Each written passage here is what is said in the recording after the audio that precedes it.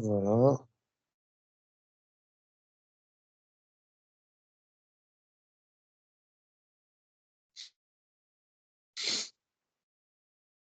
Alors, le cours d'aujourd'hui, on va parler exploration du métabolisme des glucides.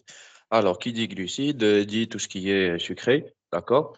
Donc, comme vous le savez, les glucides font partie intégrante de notre alimentation quotidienne, c'est-à-dire qu'on se nourrit principalement de glucides et de lipides, bien sûr, et de protéines. Ce sont les trois grandes familles de molécules qui sont prises par l'alimentation quotidienne. Alors, en ce qui concerne les glucides, une personne aime un goût sucré, c'est normal. Tout ce qui est sucré, tout ce qui est gâteau, tout ce qui est chocolat, les bonbons, c'est très bon. Mais alors, il faudrait bien rationner la quantité de glucides qu'on mange chaque jour. C'est-à-dire qu'on ne doit pas tomber dans l'excès, ni dans une pauvreté, d'accord? Sinon, on fera face à des troubles métaboliques, que ce soit les hypoglycémies, que vous connaissez, ou bien les hyperglycémies. Donc, si la quantité de glucose manque dans votre sang, notre corps va réagir. Comment? Il a des réserves en glucides. Donc, comme vous savez, on a plusieurs réserves en glucides. La principale réserve de glucides est le glycogène hépatique. Donc, comme vous savez, ou comme je l'ai bien expliqué la dernière fois, le glycogène est une succession de glucose, d'accord? Donc, c'est glucose fois N, c'est-à-dire répété N fois, avec une structure qui est linéaire et des ramifications. Donc, on a un glucose, اللي هو un C6, معناها c'est un sucre avec 6 atomes de carbone, qui est relié avec une autre molécule de glucose par une liaison alpha 1,4.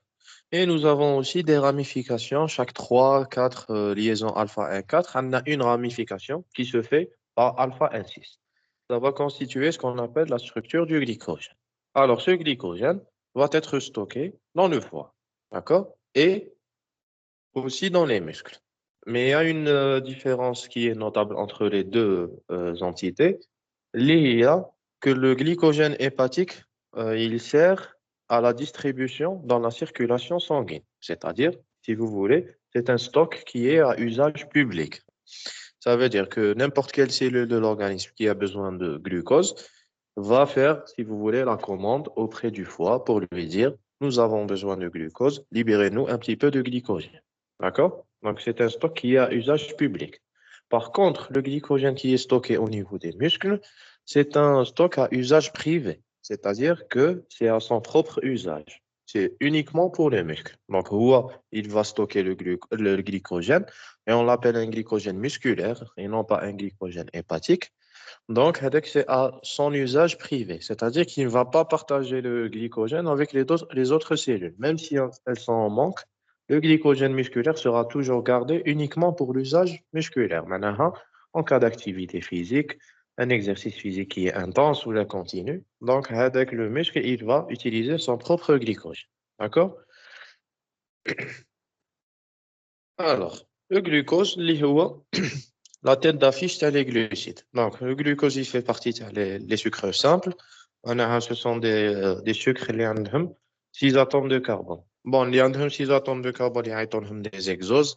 Les ont 5, ils ont des pentoses, etc., etc. Je pense que vous connaissez déjà. Donc, si vous voulez caricaturer ou bien schématiser un petit peu la famille des glucides, comme les glucides simples, qui sont les oses, d'accord? هادو اللي فيهم من C2, C3, C4 حتى ل C6. وعندكم من بعد si vous voulez, l'association entre deux oses qui sont simples, ça va former un disaccharide, d'accord? Qui m'a par exemple le fructose plus glucose, d'accord? Donc le fructose plus glucose va vous donner le sucre de table, اللي احنا on le consomme, et هو le saccharose. Par exemple, il m'a galactose, حتى هو plus glucose, il va former ce qu'on appelle le lactose, اللي هو le sucre du lait, etc. C'est des exemples qui définissent les dix saccharides. On va maintenant ce qu'on appelle les glucides complexes. اللي هما le type تاعنا عندنا le glycogène. Si vous voulez, il est d'origine animale. وعندنا l'amidon, اللي هو il vient d'origine végétale. حتى هو, c'est une succession d'une répétition de molécules de glucose. Donc, le glucose, les origines, il peut provenir. Donc, il peut provenir soit de l'alimentation, d'accord? Soit sous forme directe de glucose, ou là, il y des autres sucres qui seront métabolisés plus tard en glucose. Par exemple, si vous mangez un fruit, c'est clair que le fruit fait du fructose. Maintenant, le fructose, il sera source de glucose. Bad, il subira une transformation chimique, d'accord? Une réaction chimique qui va le transformer en glucose pour lui connaître comme directement du glucose. Donc, il provient de l'alimentation. Maintenant, c'est une source exogène qui manifeste pour les lipides. Au-delà de l'organisme, معناها c'est une source endogène. Donc, elle dit la source endogène, عندكم زوج. عندكم soit la glycogénolyse. Alors, qui dit glycogénolyse dit dégradation du glycogène. Glycogénolyse. La dégradation du glycogène, puisque le glycogène est fait de plusieurs molécules de glucose. Lorsque l'organisme a besoin de cette substance, il va dégrader le glycogène pour libérer du glucose. D'accord? Et nous avons aussi la néoglucogénèse. Alors, la néoglucogénèse, je pense que vous l'avez déjà vu en deuxième année, la métabolique. Alors, la néoglucogénèse, c'est la synthèse de glucose à partir de produits non glucidiques. Ça veut dire, que le glucose à partir du glycogène ou là, à partir d'autres sucres. Non, c'est à partir de précurseurs qui sont non glucidiques. On va le fabriquer à partir de lactate, on va le fabriquer à partir d'acides aminés, à partir de pyruvate, à partir d'acides gras, du glycérol, etc. D'accord? Donc, elle dit la néoglucogénèse elle n'est pas active tout le temps, elle est active uniquement en période de jeûne. D'accord? Le jeûne qu'il soit court ou là, un jeûne qui est prolongé. Donc, là, le corps, il doit se débrouiller. Parce que, comme je vous l'ai dit la dernière fois, le stock de glycogène, il ne tient pas longtemps. C'est-à-dire, si on jeûne pendant 24 heures, on risque de consommer la totalité de notre capital en glycogène hépatique. D'accord? Alors, où est-ce qu'on va stocker le glycogène? Le foie. Donc, il va stocker le glucose en période d'abondance. Il libère dans le sang pour maintenir la glycémie. C'est-à-dire, quand est-ce qu'on va stocker le glycogène? Lorsqu'il y a beaucoup de glucides. Ou quand est-ce qu'il y a beaucoup de glucides? C'est généralement en période postprandiale. C'est-à-dire, lorsqu'on s'alimente, ça y est, le corps terne, il a satisfait ses besoins en glucose. Donc, l'excès terne de glucose, on doit le stocker parce qu'on sait, on va manquer de glucose. D'accord? Donc, là, on doit stocker le glucose terne sous forme de glycogène hépatique.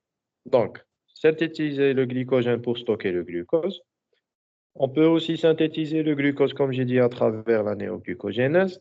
Et on peut aussi libérer du glucose à partir du glycogène. C'est-à-dire, là, c'est selon la demande. Qui nous محتاجين ou là, en période d'abondance. Par exemple, lorsqu'on est en période de jeûne, on ne va plus fabriquer le glycogène parce qu'on n'a pas de glucose. Maintenant, c'est la matière première. Et non, non, c'est le contraire qui va se passer. On doit libérer le glucose à partir de glycogène. D'accord? Alors, le rein aussi, il peut nous fabriquer une petite quantité de glucose, d'accord? À travers la néoglucogénèse. Si vous voulez, la néoglucogénèse, elle se passe majoritairement dans le foie, mais elle peut se passer aussi au niveau des reins, d'accord? بصح, le problème du rein, c'est qu'il ne peut pas stocker le glucose. ما تسيبوش le rein, ما تسيبوش فيه une quantité de glucose qui est énorme. Et même de la constatation, vous pouvez la faire par exemple, l'Aïd, lorsque vous mangez ce qu'on appelle les abats, lorsque vous mangez du foie, donc vous sentez que son goût est très sucré. Donc, avec le goût qui est sucré et prononcé, c'est dû à la présence de plusieurs molécules de glycogène. Par contre, si vous mangez du rein, d'accord, donc le goût il n'est pas très sucré, voire pas du tout sucré. D'accord?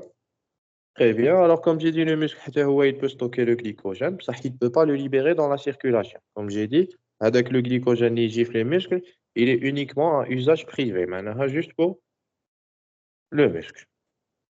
Alors, c'est juste un petit schéma pour vous familiariser avec le rôle du foie. Donc, on a le foie tiana, regardez, le foie, la structure. On a le glycogène. Comme j'ai dit, c'est une succession de molécules de glucose. Quand nous faisons les molécules en glucose, vous les rames en rouge.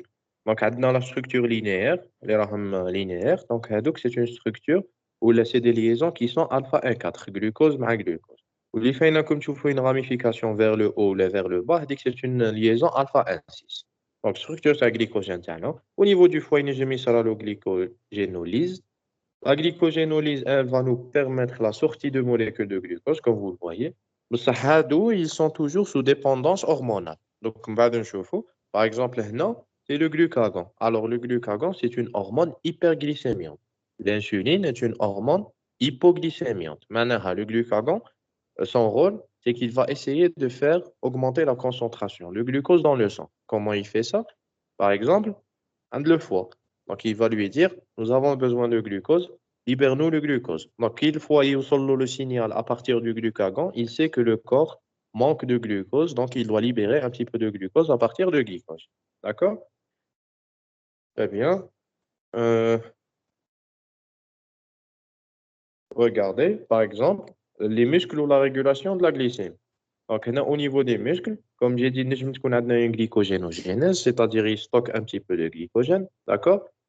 من بعد هو comment il va savoir qu'il y a abondance de glucose, c'est-à-dire lorsqu'il peut construire sa réserve en glycogène, c'est هنا à travers l'insuline. Parce que علاش كي نكونوا en période postprandiale, on a trop mangé, donc هنا راه عندنا abondance de glucose. هذيك l'abondance de glucose هنا ما كاينش intervention تاع glucagon. Parce que le glucagon, son rôle c'est de faire monter la glycémie. وحنا هنا dans cette situation, on est dans une situation où le glucose est déjà très abondant. Donc, on a juste l'action du glucagon. Là, on a plutôt besoin de l'action de l'insuline. L'insuline qui est une hormone hypoglycémiante. Alors, l'insuline, qu'est-ce qu'elle va faire? Elle va distribuer le glucose comme les tissus consommateurs. D'accord? باش نطيحوا la glycémie تاعنا. Donc, elle va distribuer aux tissus consommateurs. Parmi les tissus consommateurs, il y a le muscle. Donc, le muscle, il y a plusieurs récepteurs. Par exemple, le muscle qui est le transporteur GLUT4. C'est un récepteur spécifique le glucose. Donc, l'insuline, il aura une action sur le GLUT4, qui est le transporteur, et il va faire pénétrer le glucose à l'intérieur du muscle. Le muscle, il reçoit directement le glucose, il sait ce qu'il doit faire. Donc, il doit transformer avec le glucose en molécules de glycogène et il va le stocker. D'accord? Très bien. Alors, comment on va réguler la glycémie تاعنا؟ on a qu'à manger ou qu'à faire une activité physique ou là. Pourtant, tout le temps, la glycémie تاعنا, elle est normale. Bon, je parle d'une personne qui est saine. Hein. ما كاينش une personne qui a une pathologie type diabète ou là, une hypoglycémie. Donc, chez les personnes qui sont normales, qu'elles mangent ou là, qu'elles font une activité physique qui est chronique ou là, intense, donc هنا ما نحسوش باللي عندنا soit une diminution ou là, une augmentation de la glycémie. Donc كيفاش le corps il va réagir à ces différents types de situations. Donc regardez vers la gauche. Donc نشوفوا par exemple la prise d'un repas qui est riche en glucides. Par exemple بنادم كي يمشي يفطر, donc il va manger une purée ou là, il va boire un jus ou là, des sodas, etc. Donc, هنا, il va apporter une quantité énorme en glucides. Donc, euh, normalement, le taux de la glycémie, il va augmenter. Et c'est vrai. Donc, qui inclut, la glycémie, elle va augmenter. D'accord? On aura ce qu'on appelle une hyperglycémie. Alors, cette hyperglycémie, le corps il ne peut pas tolérer la présence de l'hyperglycémie parce qu'elle est dangereuse. Donc, qu'est-ce qu'il va faire? Il va essayer de distribuer le glucose vers les tissus consommateurs. Tout d'abord, il y a la consommation. Les tissus consommateurs, les muscles, le myocarde, etc. Qui نكملوا la satisfaction vers les tissus consommateurs, mais qu'est-ce que le muscle ou le myocarde? Il y a aussi des organes qui sont glucodépendants. Par exemple, qui met le cerveau, c'est un organe qui est glucodépendant. D'accord? Donc, il passe le glucose vers le cerveau, vers les muscles, vers le myocarde, etc. Une fois que les muscles ils connaissent leur ration de glucides, donc maintenant, on doit stimuler les cellules bêta. Alors, quelles cellules bêta? Les cellules bêta, c'est le pancréas. Parce que, comme vous savez, le pancréas, il est subdivisé en plusieurs types de cellules. On a les cellules de Langerhans, qui sont deux types, hein, comme les cellules ou les îlots alpha et les îlots bêta. Alors, les îlots alpha sont responsables de la sécrétion du glucagon, ou les îlots bêta responsables de la sécrétion de l'insuline. Donc, maintenant, lorsqu'on a une hyperglycémie, on doit sécréter l'insuline. Je connais sécréter l'insuline, ou même les îlots bêta, ou les cellules bêta. Donc, il y aura une libération d'insuline dans le sang. Ça va agir sur les organes cibles, comme j'ai dit, vers le foie, vers le muscle, vers les tissus adipeux. D'accord? Donc, maintenant, déjà qu'ils vont recevoir du glucose, on va retourner vers une glycémie qui est normale. D'accord? C'est-à-dire la période postprandiale. Maintenant, qui connaît la période de jeûne, par exemple le contraire, واحد يكون صايم. Donc, هنا نطيحوا dans une hypoglycémie. Donc, lorsqu'on est dans une hypoglycémie, on doit stimuler les cellules alpha تاعنا. Ne نزيدوش stimuler les cellules bêta. Parce que si on va stimuler les cellules bêta, l'insuline il va encore aggraver l'hypoglycémie.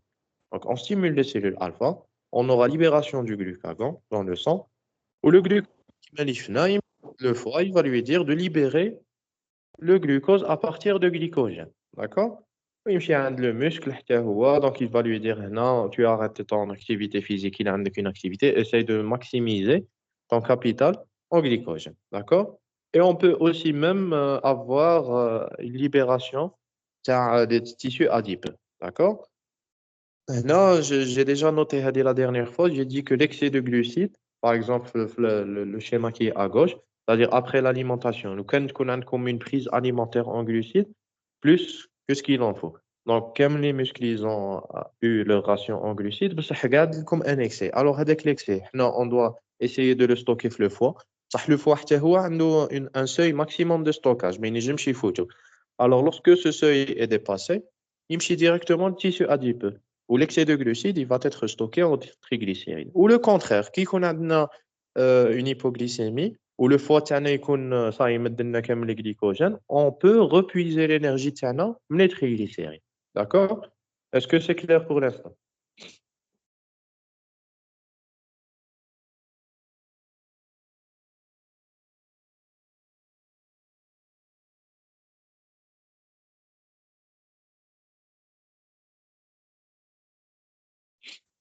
Très bien. Alors, ça, c'était un petit peu pour comment réguler la glycémie تاعنا. Donc, هنا, si vous voulez, comme plusieurs situations. Donc, comme une situation au cours du repas, ou comme les situations, tu as le jeûne court ou le jeûne prolongé. D'accord? Alors, les différences mais bien jeûne court ou jeûne prolongé, عملوها مليح, dans votre tête. Un jeûne court, c'est un jeûne de moins de 24 heures. D'accord? Parce qu'une personne ne mange pas durant une période qui est inférieure à 24 heures. Par exemple, Ramadan, lorsqu'on est en jeûne, maintenant on va jeûner une période qui est courte à 24 heures. Donc, là, c'est un jeûne qui est court. Mais lorsque le jeûne court se répète, c'est-à-dire chaque jour, il y a 24 heures, on est dans une période qui a le jeûne prolongé. D'accord? Donc, c'est des situations métaboliques qui sont un petit peu différentes. Comme بعد نهضروا عليها. D'accord? Alors, la régulation hormonale de la glycémie, on a déjà comme plusieurs hormones. Si vous voulez, on a comme un seul système hypoglycémien ou plusieurs systèmes hyperglycémiens. Allez, حطوها مليح dans votre tête. Vous avez qu'un seul système hypoglycémien. وعندنا plusieurs systèmes hyperglycémiens, c'est-à-dire عندنا une seule hormone اللي تطيح لنا le glucose وعندنا plusieurs hormones qui peuvent faire augmenter le taux de glucose. Alors, l'hormone hypoglycémiante كاينه غير وحده هي l'insuline, d'accord? عندنا les hormones hyperglycémiantes, comme vous le savez, كاين le glucagon. Vous avez aussi les catécholamines. Alors, les catécholamines, اللي تعرفوهم هما l'adrénaline, la noradrénaline, la dopamine, l'épinéphrine, etc. D'accord? Ce sont des hormones hyperglycémiantes. On a aussi d'autres hormones qui sont l'hormone de croissance, comme بعد نشوفوها à travers les cours. بصح l'hormone de croissance, il y a la GH. En anglais, c'est growth hormone. Ça veut dire c'est l'hormone qui va nous permettre de grandir. D'accord? Maintenant, c'est une hormone qui est hyperglycémiante. Aussi, le cortisol, c'est une hormone stéroïde synthétisée à partir de cholestérol, si vous vous rappelez. Donc, le cortisol qui est synthétisé par la glande surrénale, c'est une hormone qui est hyperglycémiante. Ou le cortisol, c'est à la base les traitements corticoïdes. D'accord? Par exemple, qui قريتو في الفارماكو, شفتوا بلي les corticoïdes, lorsqu'une personne reçoit une cure de corticoïdes, elle doit tout d'abord suivre un régime pauvre en sel, d'accord? Et aussi ne pas abuser de glucides. Comme نشوفوا maintenant علاش. Parce que les hormones stéroïdes, elles ont une action hyperglycémiante. Déjà, غير هما اللي يعملوا une hyperglycémie. Alors, si la personne est sous corticoïdes ou déjà elle mange beaucoup de sucre, qu'on a, si vous voulez, une hyperglycémie qui est exacerbée par l'action sur le cortisol. D'accord? Maintenant, aussi ce qu'on appelle les hormones thyroïdiennes, حتى هما, elles peuvent augmenter le glucose. D'accord? Donc, on a plusieurs systèmes hyperglycémiants ou un système hypoglycémique. Si vous voulez, si vous vous posez la question, علاش عندنا un seul système hypoglycémien ou plusieurs systèmes hyperglycémiques? Parce que l'hypoglycémie est beaucoup plus dangereuse que l'hyperglycémie. D'accord? L'hypoglycémie, elle peut être fatale en quelques minutes ou là, en 1 heure. D'accord? Par contre, l'hyperglycémie, elle peut être fatale, بصح ماشي en 1 heure ou là, en quelques minutes. Non. C'est-à-dire, c'est à long terme. Après 1 année, 2 ans, 3 ans, si la personne a toujours une hyperglycémie, تمرض, تولي عندها un diabète, ou le diabète, il peut lui être fatal بصح après quelques années. Donc, l'hypoglycémie, elle peut nous tuer en 1 heure ou là, en une demi-heure. Et si on ne corrige pas la glycémie, on peut mourir directement. D'accord? Donc, عليها comme tu بلي عندنا un seul système hypoglycémien, plusieurs systèmes hyperglycémiens. On essaye de lutter contre l'hypoglycémie. Alors, l'insuline, comme j'ai dit, elle est synthétisée dans les cellules bêta تاع le pancréas. Donc, تعرفوا, je pense que déjà la structure تاعها. Donc, il y a deux chaînes, une chaîne A ou une chaîne B, qui est reliée par des pendisulfures, pas comme je vous SS, donc ce sont des pendisulfures, où les deux chaînes, elles sont reliées par un peptide. Un peptide C, le peptide C, ou bien un peptide de connexion. Qui va servir de connexion entre les deux chaînes, A ou le B. D'accord? Donc, l'insuline, elle est synthétisée sous forme de précurseur. Le pré-pro-insuline, on va pro-insuline, on va insuline. Si vous voulez, à chaque fois, elle va subir un clivage. D'accord? La synthèse TH, donc, elle se fait au niveau du réticulum endoplasmique. On va une maturation, donc, au niveau de l'appareil de Golgi.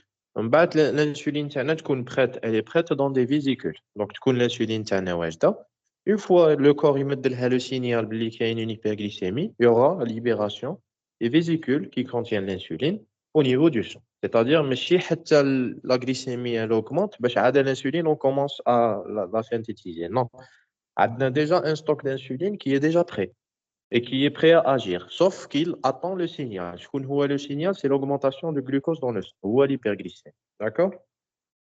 Ah ouais, le schéma HADA, il va nous permettre de voir la corrélation entre la quantité de glucose ou la quantité d'insuline. Regardez, par exemple, à 8 heures, احنا نشوفوا بلي le taux تاعنا, c'est-à-dire au réveil, le taux تاعنا تاع insuline, il est basal. معناش بزاف, معناش. Et c'est normal parce qu'on était en train de dormir, on n'a rien mangé de toute la nuit. بصح une fois la personne elle prend son petit déjeuner, regardez, entre 8 heures et 9 heures, donc هنا, elle va prendre un café, des gâteaux, etc., de la confiture. Donc, c'est des trucs qui sont sucrés. Donc, هنا, il y aura une augmentation de l'insuline. Et ça correspond à l'augmentation de le glucose dans le sang. D'accord? L'insuline elle va diminuer puisqu'on n'aura pas à manger. À l'heure du repas, le déjeuner, midi ou la 13 heures, on aura un pic d'insuline, etc. Tu oublies la nuit, au dîner, il y a un pic d'insuline, en bas de l'insuline, elle va diminuer, ou le cycle HADA, il va reprendre chaque jour. Donc, comme le glucose augmenté dans le sang, il y a comme une sécrétion d'insuline. D'accord? Donc, les deux sont liés. Bon, pour les transporteurs cellulaires de glucose, le glucose Tanahado a plusieurs transporteurs. Donc, les transporteurs, c'est généralement des transporteurs dépendants de sodium, et un SGLT. On a un sodium glucose, d'accord, transporteur. On a comme plusieurs types de transporteurs, le SG, pardon, LT1 ou le LT2. Que a une basse ou la haute affinité. Je ne vous demande pas de retenir des effets de les détails. On a aussi des transporteurs de glucose qui sont facilités. Donc, هادو, c'est l'auخرين الأولى, ils sont, si vous voulez, ATP dépendants. D'accord? Ou l'auخرين, les glutes, ils obéissent à la règle de le transport facilité. معناها, c'est un récepteur spécifique, ça, ils n'ont pas besoin d'énergie. D'accord? Donc, on a plusieurs types de glutes, comme le glute من 1 حتى ل 5. Rappelez-vous, غير على واحد. Là, je vous demande, vous vous rappelez غير على واحد, اللي هو le glute 4. Le glute 4, هذا هو le plus important. Le glute 4, c'est le muscle, c'est le tissu adipeux. La particularité de ça, c'est qu'il est insulinodépendant. Mais هذا, il ne travaille qu'en présence d'insuline. Les autres, ils sont insulino-indépendants. C'est-à-dire qu'ils ont juste l'insuline pour transporter le glucose. D'accord? Le glute 4, il est sous dépendance d'insuline. C'est principalement dans le muscle ou dans le tissu adipeux. D'accord? Voilà, donc l'insuline, comme j'ai dit, elle va favoriser au niveau du foie le processus de la glycogénogénèse. معناها احنا كي تكون عندنا une hyperglycémie, intervention de l'insuline. L'insuline, elle va donner des signaux aux différents tissus, qu'ils soient consommateurs ou les tissus de stockage. Donc l'insuline, qui تكون كاينه hyperglycémie, elle va donner le signal au foie de stocker le glucose. Qui va stocker ouais, sous forme de glycogène. On appelle ça la glycogénogénèse. L'insuline aussi te met le signal aux muscles pour stimuler le transport du glucose vers les tissus cibles. Les هما les muscles qui يحتاج le glucose, le tissu adipeux, ou شوية le foie, d'accord? Et aussi l'insuline va inhiber la néoglucogénèse, d'accord? Elle va inhiber la néoglucogénèse. Et on avait dit que la néoglucogénèse, il y a la synthèse de glucose à partir de précurseurs non glucidiques. Là, déjà, on a le glucose. On n'a pas besoin d'activer la néoglucogénèse. On n'est pas en période de jeûne. Donc, là, quand il y a le glucose, on doit inhiber la néoglucogène. Très bien. Alors, pour le glucagon, il faut juste qu'il est synthétisé par les cellules alpha du pancréas. Il travaille dans le sens inverse. C'est une hormone qui est hyperglycémique, c'est-à-dire elle est anti-hypoglycémique. D'accord? Donc, elle est produite lors de l'effort, lors du stress, lorsqu'une personne est stressée, lorsqu'elle a peur. Par exemple, il dit tous les examens, où il dit le stress est comme vous allez sentir directement que votre cœur commence à battre très fort. Il y a comme une tachycardie. Alors, si notre cœur bat très fort, déjà, on va synthétiser des catécholamines. Tout ce qui est adrénaline, noradrénaline, c'est des hormones de stress. D'accord? Donc, maintenant, vous essayez de lutter contre l'hypoglycémie, parce que l'hypoglycémie, elle est dangereuse. Très bien. Alors, pour le diabète, nous allons directement à les pathologies. Donc, pour le diabète, maintenant, c'est un véritable problème de santé publique. Donc, comme les populations, qu'elles soient algériennes, maghrébines ou la mondiale, en souffrent, d'accord? Les dernières statistiques, on dit, en table 2025, il contient 324 millions de diabétiques dans le monde, ce qui est énorme. Alors, en Algérie, on a 10% de la population, selon les dernières statistiques, qui sont atteintes par le diabète. Ou de combattre, tu vois quels sont les différents types de diabète. D'accord? Donc, le diabète, il s'est développé parce que généralement, c'est à cause des habitudes qui sont alimentaires ou le mode de vie qui est devenu très stressant avec un manque flagrant d'activité physique, une sédentarité qui est importante, une hygiène de vie ou un mode alimentaire qui est axé surtout sur les glucides et les lipides. D'accord? Alors, pour le diabète, pas de la pathologie اللي نعيطوا لها diabète, non. Bon, نبداو les hyperglycémies ومن بعد نعاودو نوليو les hypoglycémies. Les hyperglycémies ou le diabète. Alors, le diabète, si on veut le définir, c'est une affection métabolique d'étiologie multiple, c'est-à-dire qu'elle peut provenir de plusieurs raisons, qui est caractérisée par une hyperglycémie qui est chronique, avec une perturbation du métabolisme des glucides, des lipides et des protéines. وهذا الشيء كامل علاش il résulte des défauts de la sécrétion d'insuline ou de l'action de l'insuline. Ça veut dire le diabète, donc il y en a plusieurs types. Il y a des diabètes qui ont un défaut de sécrétion d'insuline. Le pancréas, il ne peut plus synthétiser l'insuline. On appelle ça une insulinopénie. Une insulinopénie, on a un manque de concentration d'insuline dans le sang. Parce que le pancréas, il ne peut plus synthétiser l'insuline. Ou là, on peut appeler ça une autre cause, c'est-à-dire que le pancréas il synthétise de l'insuline, mais les tissus ils sont résistants à l'action de l'insuline. D'accord? Ils sont résistants à l'action de l'insuline. Ils vont résister à l'action de l'insuline, ils vont hypoglycémie.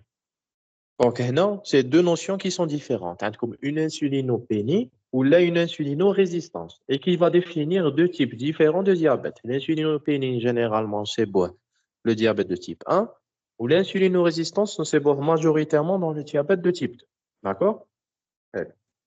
Alors, comment diagnostiquer une personne qui est diabétique? Donc, les symptômes de le diabète, on va parler le diabète de type 1. Donc, il y a des symptômes qui sont généralement connus. Donc, la personne qui urine bzaf, qui a une polyurie. Une polyurie, on urine une quantité énorme, c'est-à-dire la diurèse normale. Quand on parle de diurèse normale, ça veut dire c'est la quantité d'urine qu'on élimine par 24 heures. Chez une personne qui est normale, on peut éliminer entre 1 litre, tel 1,8 litres, jusqu'à 2 litres par jour. D'accord? C'est une diurèse qui est normale. Qui me fout 2 litres par jour, on appelle ça une polyurie. La personne elle a beaucoup envie d'uriner durant la journée. La personne aussi elle a une polydipsie, c'est-à-dire qu'elle boit beaucoup d'eau, et c'est normal parce que si on élimine beaucoup de liquide, on doit remplacer avec le liquide. Donc, on a une sensation de soif. La personne a toujours soif. Donc, elle boit beaucoup d'eau et elle urine beaucoup.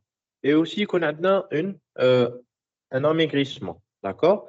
Un amaigrissement malgré une polyphagie, c'est-à-dire la personne elle a envie de manger et elle mange vraiment une quantité énorme, ça, en même temps, elle est en train de maigrir, d'accord? Et la cause de la maigreur, elle est inexpliquée, c'est-à-dire qu'il y a une pathologie, معها. ما عندوش une malabsorption, ولا ما عندوش un cancer, etc.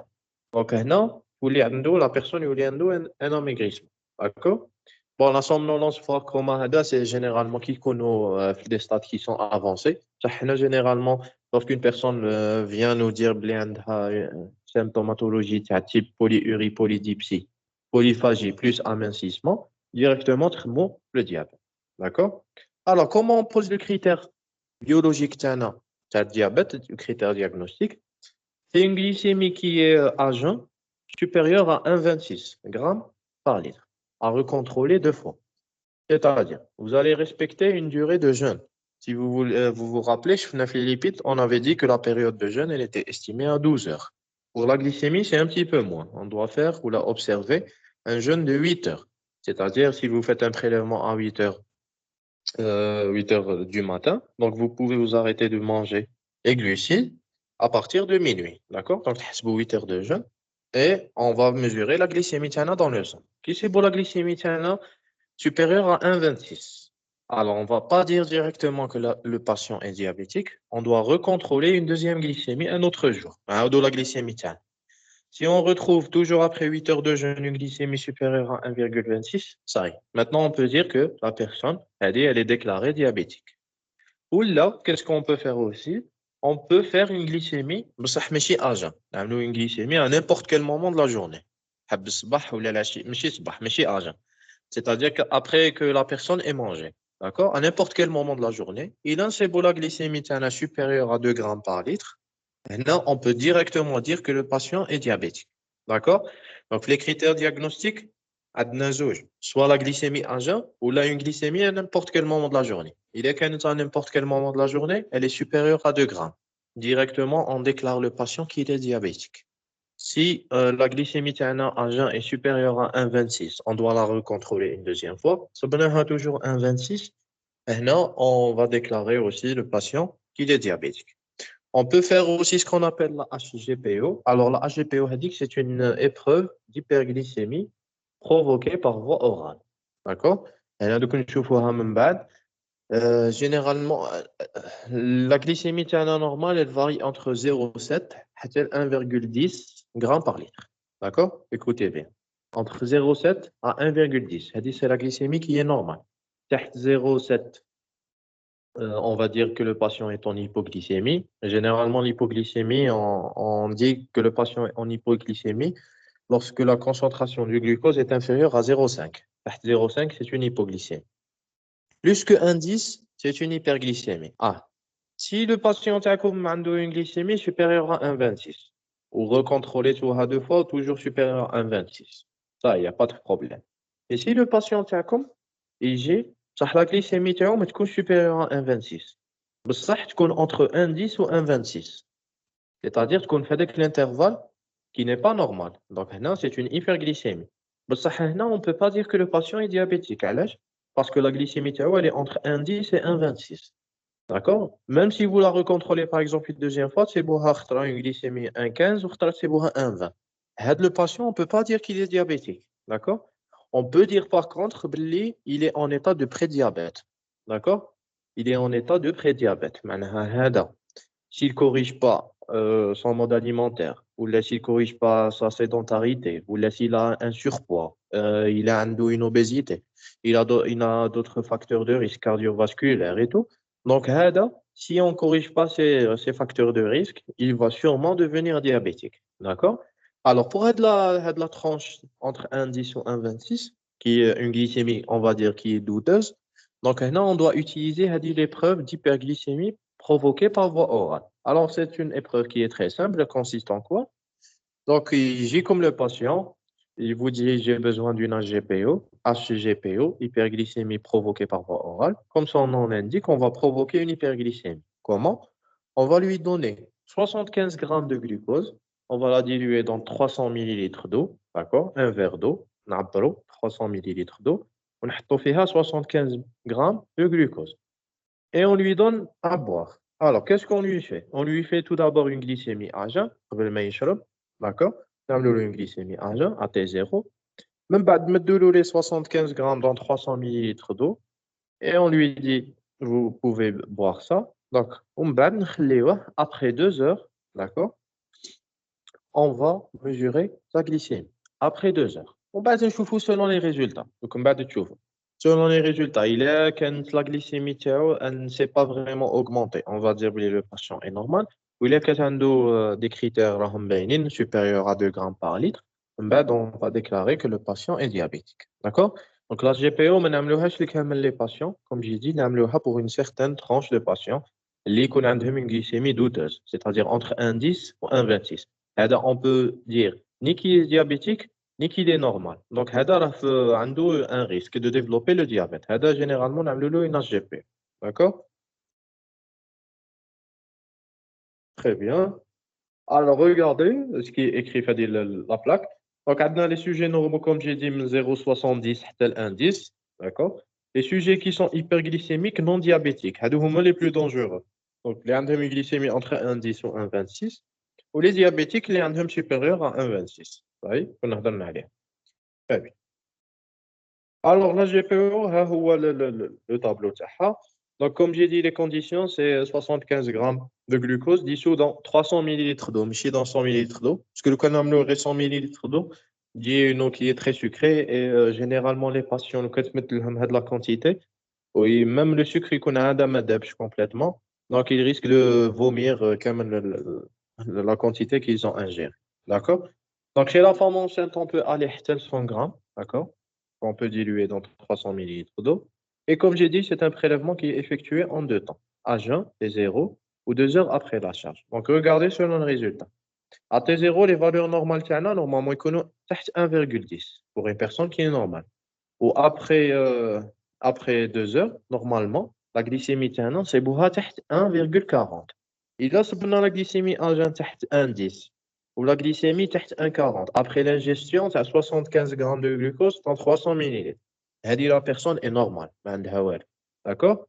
Maintenant, si la glycémie à jeun تاعنا كانت entre 1,10 ou 1,26 ou après 2 heures, la glycémie تاعنا صبناها entre 1,40 et 2 grammes par litre. On va dire que les personnes elles sont intolérantes au glucose. معناها c'est un état de prédiabète. Vous voyez? Donc la glycémie à jeun تكون entre 1,10 ou 1,26 ou la glycémie après 2 heures تكون عندهم entre 1,40 et 2 grammes par litre. C'est des intolérants au glucose. Ou là, c'est des patients qui sont prédiabétiques. Maintenant, si on a une glycémie à jeun supérieure à 1,26 ou après 2 heures, elle est supérieure à 2 grammes par litre, là, on peut dire que la personne est diabétique. Est-ce que c'est clair? L'épreuve à la GPO?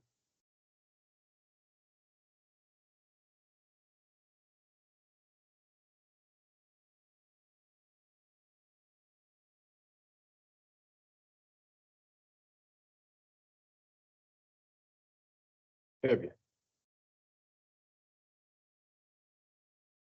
Alors, Hada, c'est juste un petit schéma qui va vous expliquer encore mieux l'épreuve à la GPO. تاعنا. Donc, regardez, à T0, donc ce qu'on a dans la glycémie. تاعنا. Ensuite, après 2 heures, donc chez le patient qui est un patient témoin, regardez, ما بين 0 et 1 heure, la glycémie طلعت له, et c'est normal, parce qu'il a reçu 75 grammes de glucose. C'est une quantité qui est importante de glucides. Donc, la glycémie, c'est normal, تطلع له. بصح s'il a un métabolisme qui est normal, il y aura l'intervention de l'insuline, من بعد la glycémie تاعو après 2 heures, شوفوا, elle va diminuer. D'accord?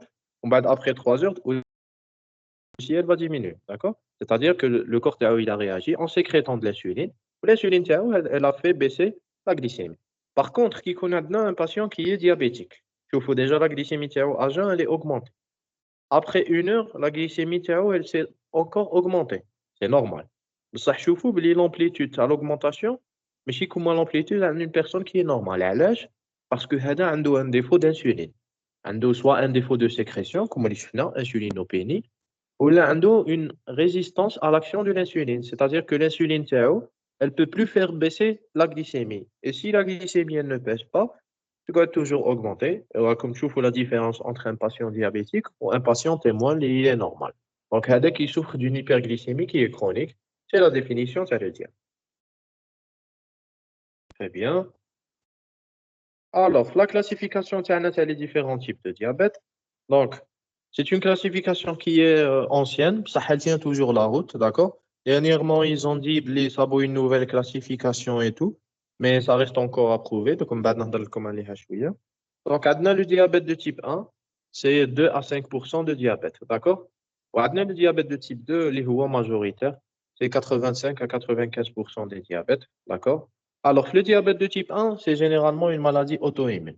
C'est un diabète lié généralement à un sujet qui est jeune, d'accord? C'est soit enfant.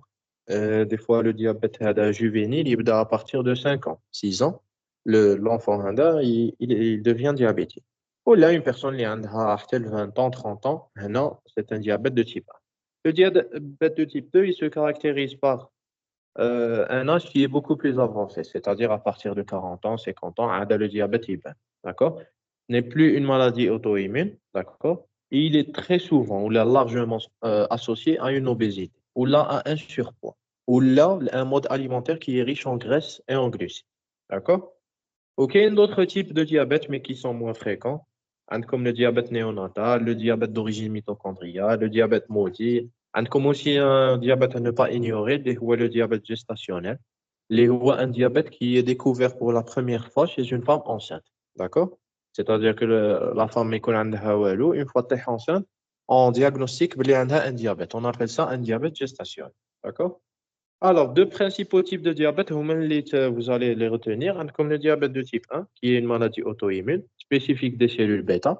معناها هنا يولي عندنا une destruction تاع les îlots bêta تاعنا. Ou si on détruit les cellules bêta تاعنا, on va détruire la source تاع l'insuline. Et on va tomber dans ce qu'on appelle l'insulinopine.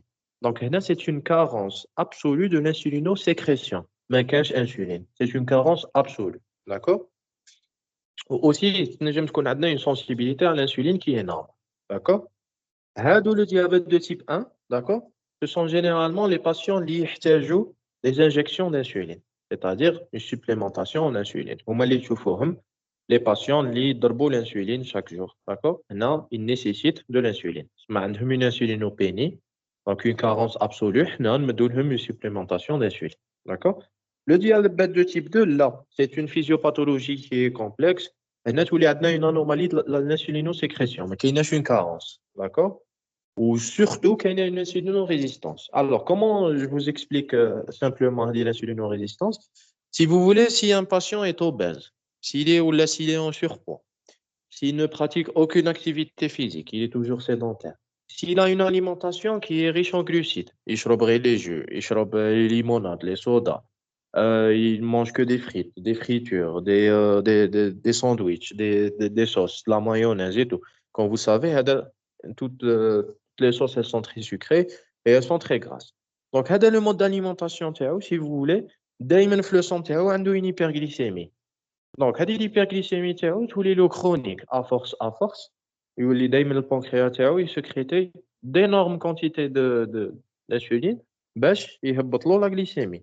Sauf que, كيما اللي تعرفوا كيما le même principe تاع les médicaments, des fois les médicaments quand يبداو une dose, le corps تاعنا il va développer ce qu'on appelle un phénomène d'accoutumance, c'est-à-dire يولف هذيك la dose. Par exemple, pour les antidouleurs, type morphine. Vous connaissez avec une petite dose, le corps تاعنا à force, après une semaine, 2 semaines, un mois, 2 mois, il va s'habituer à cette dose. Et il va résister à cette dose. On est obligé à augmenter les doses. C'est exactement la même chose que l'insulinorésistance. La personne elle a toujours une hyperglycémie. Donc le pancréas تاعو مسكين, il est معذب. À chaque fois, il sécrète beaucoup d'insuline. وهذيك l'insuline, elle est toujours en quantité importante. Les tissus تاعنا à force, c'est-à-dire d'une manière chronique, à force, les tissus تاعنا يوليو ما يوليوش sensibles à l'action de l'insuline. Toujours, il faut beaucoup plus d'insuline باش عاد la glycémie تاعنا diminuer. هذه هي l'action تاع l'insulinorésistance, comme j'ai dit, est souvent associée à l'obésité, مع l'HTA, etc. où elle est intégrée dans une constellation de facteurs de risque cardiovasculaire. Comme j'ai dit, واحد يكون obèse, يكون عنده plusieurs facteurs de risque de maladie cardiovasculaire, une hypertension artérielle, etc. Donc, كامل هادو, si vous voulez, c'est un cocktail de facteurs de risque qui va encore aggraver le diabète. Alors, on va parler de diabète de type 1. Le diabète de type 1, comme j'ai dit, c'est une maladie auto-immune, c'est une destruction, d'accord, des cellules bêta de Langerhans, qui va conduire à une carence complète en insuline, insulinopénie. Comme le pancréas et les cellules bêta, elles vont être détruites, donc on n'a plus d'insuline. Alors, les facteurs déclenchants, ils sont très mal connus. On peut avoir un diabète de type 1 à partir d'une origine virale, d'accord? On peut l'avoir à partir d'une origine génétique, à partir d'un processus auto-immun, associé avec d'autres maladies auto-immunes, qui met le lupus, qui met les hypothyroïdies d'Hashimoto, etc., etc. Donc, on a le développement de plusieurs anticorps. Par exemple, c'est des anticorps anticellules d'îlot. D'où les anticellules d'îlot, ils vont détruire les îlots. D'accord? Adna, par exemple, les anticorps antiglutamate décarboxylase, adna les anticorps anti-insuline, etc., etc. C'est la résultante de le processus auto-immun. D'accord? Le diabète de type 1, la prédisposition génétique, elle est présente. D'accord? Quand il a une prédisposition génétique, d'accord? Aussi, on a des facteurs environnementaux, comme j'ai dit, je m'y connais d'origine une infection virale ou là, une infection qui est toxique, etc. D'accord?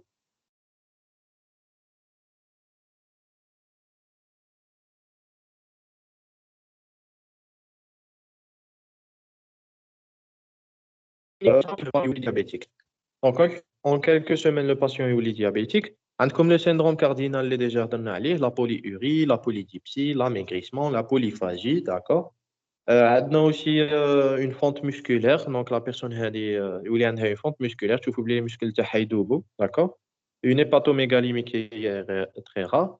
Alors, comment il est diagnostiqué? Toujours en mesure de le glucose. Ou généralement, le diabète de type 1, c'est des glycémies qui sont très importants. Et pour des glycémies supérieures à 2 grammes, 2 grammes 50, 3 grammes, d'accord? C'est un diabète inaugural. Directement, une hyperglycémie qui est très importante, d'accord? Aussi, je m'en sais une glucosurie qui est massive. Alors, la glucosurie, c'est quoi?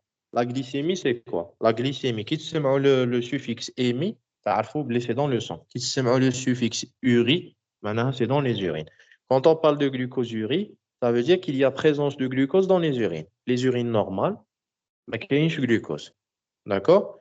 Sauf que si vous voulez le rein تاعنا عنده كي نجيو نخدموا l'urine تاعنا bien sûr le glucose في الأول il va passer ومن بعد on aura ce qu'on appelle un phénomène de réabsorption نعاودوا le glucose نطلعوه باش ما يخرجش dans les urines parce que normalement urine ما فيهاش le glucose sauf que le rein عنده une capacité maximale de réabsorption اللي هي une concentration de 1,80 grammes par litre كي تكون عندك la glycémie تحت 1,80 grammes par litre ما كانش glucose dans le sang.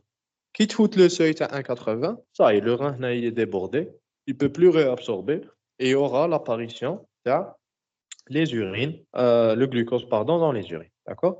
Donc, il va faut appliquer une glucose dans les urines en utilisant, je pense que vous l'avez déjà vu ou l'a une fois dans votre vie, les bandelettes urinaires. Donc, il y a des petites bandelettes du coup un échantillon d'urine à la personne et on va immerger la bandelette à l'intérieur de l'urine. D'accord? En bas, il y aura, si vous voulez, une transformation de couleur. Comme tu as le glucose يكون, par exemple jaune, et là où le vert, معناها, il y a présence de glucose. D'accord? Donc, le diabète de type 1, c'est pour la symptomatologie clinique, une polyurie, une polydipsie, une polyphagie avec un amincissement. Et le diagnostic biologique, c'est beau directement une glycémie qui est très importante avec une apparition d'une glycosurie. D'accord? Très bien. Alors, نحبس هنا. La chia, on finira avec le diabète de type 2 et les différentes complications, ainsi que le traitement de le diabète. D'accord? Est-ce que c'était clair? Est-ce que vous vous sentez plus familier avec le métabolisme des glucides? Alors, si vous avez des questions, n'hésitez pas de me les poser soit maintenant, mais on a 2 ou 3 minutes. Sinon, vous pouvez les laisser comme j'ai dit la dernière fois. Le mur Tana, dès que je vois les questions, je vais répondre. D'accord? Alors, comme je vous ai dit, la Chia, on se retrouve à 15 heures, qui m'a la semaine dernière, et vous faites passer le message à vos collègues. D'accord? Vous faites passer le message à vos collègues. Essayez de voir.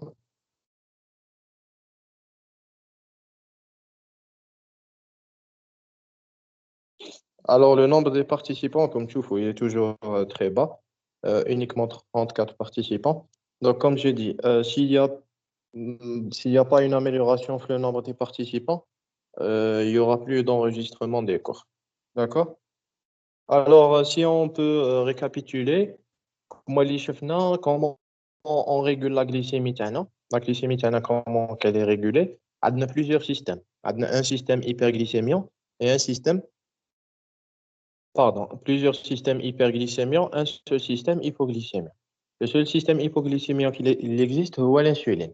Plusieurs systèmes hyperglycémiants, on a le glucagon, on a le cortisol, on a les hormones thyroïdiennes, on a l'AGH, on a les catécholamines, adrénaline, noradrénaline. Comme j'ai dit, une hypoglycémie est beaucoup plus grave qu'une hyperglycémie. L'hypoglycémie peut nous tuer en 1 heure. D'accord? Si on n'agit pas rapidement, en donnant du glucose à la personne qui a une hypoglycémie, on peut mourir directement. C'est fatal. On est dans le coma et on va mourir. D'accord? Et l'hyperglycémie, comme je dis, elle est d'installation chronique. Donc, on ne peut pas mourir une hyperglycémie en 1 journée. C'est pas possible. Donc, on a l'insuline, on a les autres systèmes hyperglycémiques. Alors, l'insuline, elle est synthétisée par le pancréas, par les îlots bêta. Le glucagon, par les cellules alpha, ou les îlots alpha. كل واحد يخدم حاجة. L'insuline, elle est synthétisée surtout en période postprandiale, c'est-à-dire après avoir mangé. D'accord? Qui qu'on a une abondance de glucose dans le sang. Le glucose, هذاك ما خصناش نخليوه dans le sang. Alors, qu'est-ce qu'on va faire? L'insuline, si vous voulez, elle va orienter le glucose vers les tissus, que ce soit les tissus consommateurs, le muscle, le myocarde, le foie, ou là vers les tissus de stockage, tissu adipeux ou là le foie. On peut stocker le glucose sous forme de glycogène dans le foie. On peut aussi stocker le glucose dans les muscles sous forme de glycogène. Comme j'ai dit, la différence, c'est que le glycogène hépatique est à usage public, comme les cellules de l'organisme peuvent bénéficier du glycogène hépatique. Mais ça, le glycogène musculaire, non, il est uniquement à usage privé. Mais il met le glucose, sauf à lui-même. D'accord? Bien sûr, on a les tissus consommateurs qui met le cerveau, qui est un organe qui est glucodépendant. D'accord? Alors, une fois qu'on ouvre une situation inverse, c'est-à-dire la période de jeûne, qui connaît la période de jeûne, donc هنا ما نطيحوش une situation تاع abondance de glucose. هنا non, ما كاينش apport exogène. Donc هنا le corps il doit se débrouiller.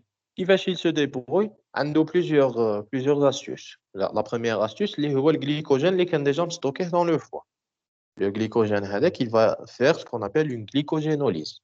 La glycogénolyse, c'est le fait de dégrader le glycogène pour libérer du glucose. La glycémie تاعنا تكون toujours constante. Malgré نكونوا صايمين ما نطيحوش dans une hypoglycémie. Sauf si le jeûne تاعكم est très prolongé. D'accord?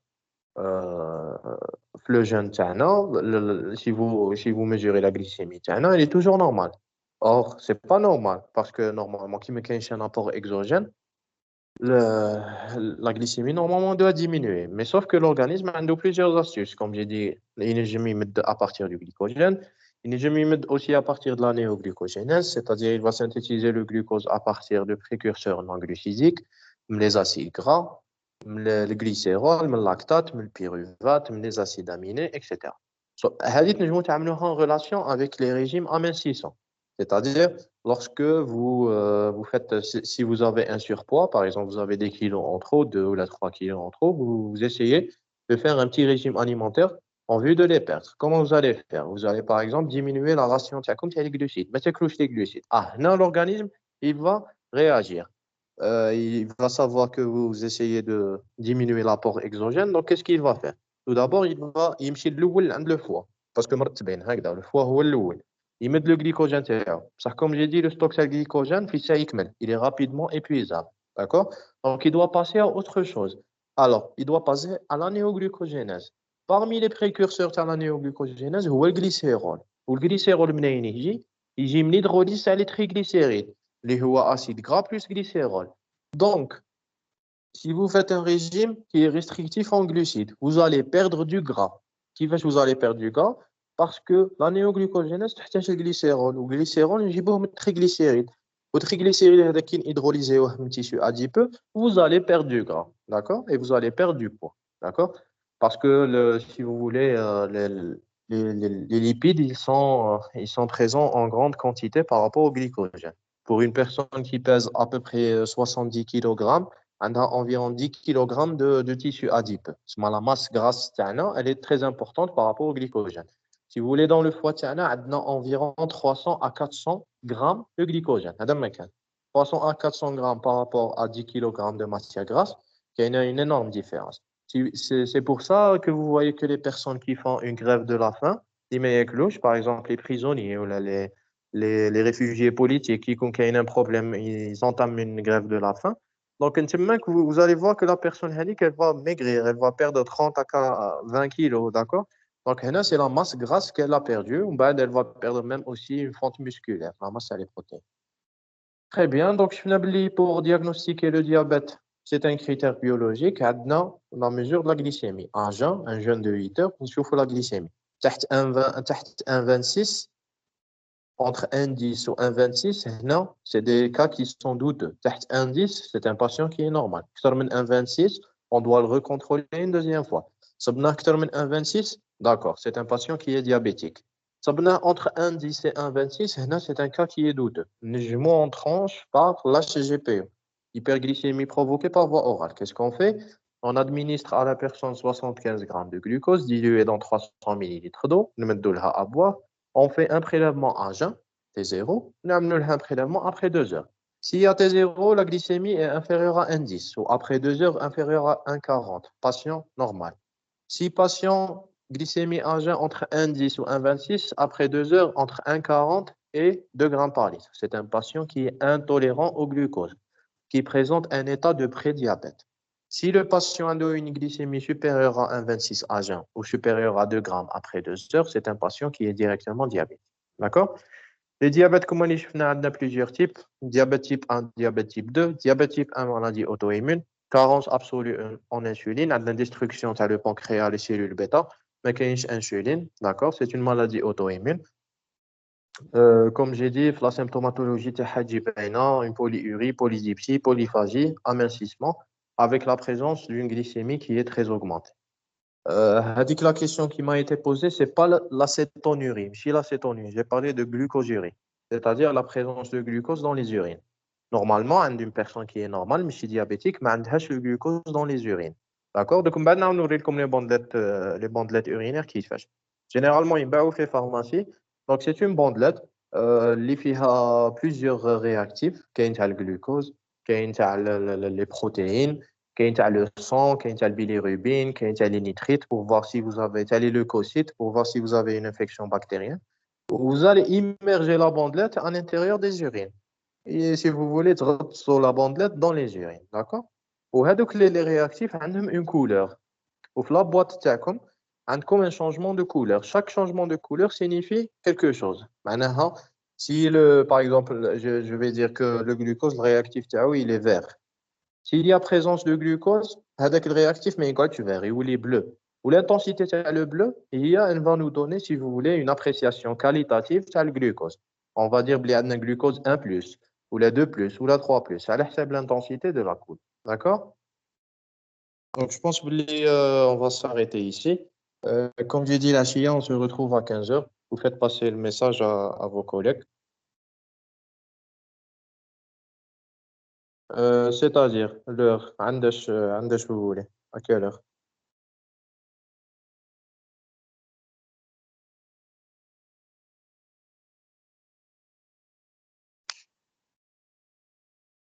14 heures, à 14 heures.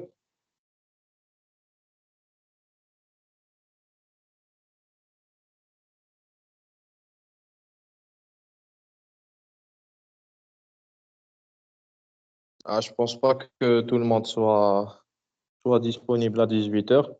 Je pense que je préfère garder l'heure à 15 heures. C'est beaucoup mieux. De 15 heures à 16 heures. 1 heure, c'est dans votre emploi du temps où il garde un cours qui est normal. D'accord? Donc, on se revoit la Chia, Inch'Allah, 15 heures pour finir le cours. Tiens. Allez, je vous souhaite une bonne journée. Inch'Allah.